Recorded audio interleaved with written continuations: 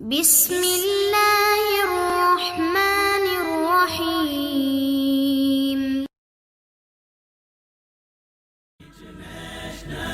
Islamic Research Center.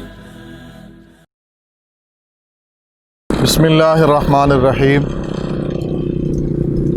لن ینال اللہ لحومها ولا دماؤها ولکن ینالہ التقوی منکم۔ قربانی کے ایام قریب ہیں، آج غالباً 17 ذیقعد ہے اور ہم ایک دینی سفر کے اندر تھے اور راستہ میں یہ کچھ ہمارے دوست بھائی ہمیں مسلمان ملے، بکریوں کے چرواہے، ان کی اپنی عظمت ہے۔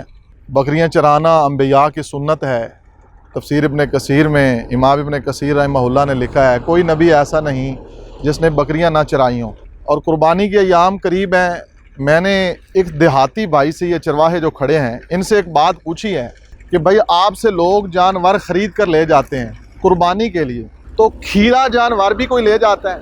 تو مجھے اس بھائی نے جو پاس کھڑا ہے، یہ بکریوں کا چرواہا ہے، یہ دیہاتی ہے، اس بھائی نے مجھے یہ بات کہی ہے کہ نہیں بھائی، کوئی یہاں پہ کھیرا جانور نہیں لے کے جاتا۔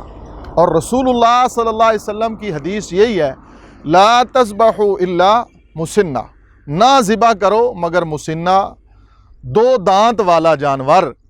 لیکن آج افسوس ہے ان لوگوں پر، ان فقیہوں پر، ان مفتیوں پر، ان ممبر و محراب میں بیٹھ کر قرآن و سنت کی مخالفت کرنے والوں پر کہ جو رسول اللہ صلی اللہ علیہ وسلم کی حدیث کی جانتے بوجھتے ہوئے مخالفت کرتے ہیں۔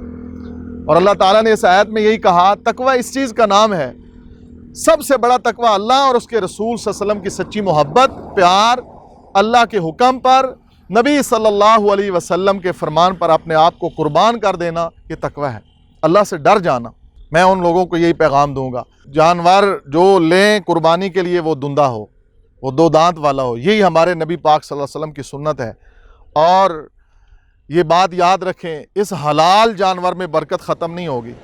میں نے کسی محدث کا قول پڑھا کہ برکت کیا ہے، اس نے کہا کہ برکت مجھے نظر آئی ہے کہ کتیا ہے، کتیا اس کے درجنوں بچے پیدا ہوتے ہیں، کتیا جو ہے اس کے 6 بچے پیدا ہوتے ہیں، اور جو بکری ہے وہ زیادہ سے زیادہ دے گی تو 2 بچے دے گی۔ اور ہماری قربانیوں پہ لاکھوں کروڑوں جانور پوری دنیا میں قربان ہوتے ہیں، لیکن برکت یہ ہے کہ کبھی آپ نے کتوں کے ریوڑ نہیں دیکھے ہوں گے، جب بھی آپ نے دیکھے ہوں گے ان حلال جانوروں کے ریوڑ دیکھے ہیں۔ یہ برکت ہے، یہ برکت والے جانور ہیں۔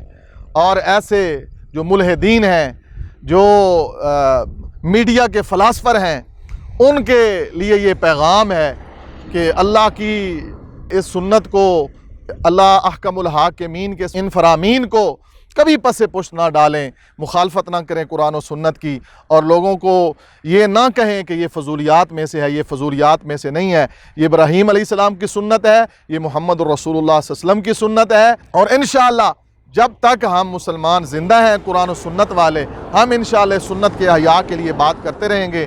اللہ کریم سے دعا ہے کہ میرا مالک ہم سب کو نبی علیہ الصلوۃ والسلام کی سنت پر مر مٹنے والا بنائے، اللہ ہماری کمیاں معاف فرمائے۔ وآخر دعوایا ان الحمد للہ رب العالمین۔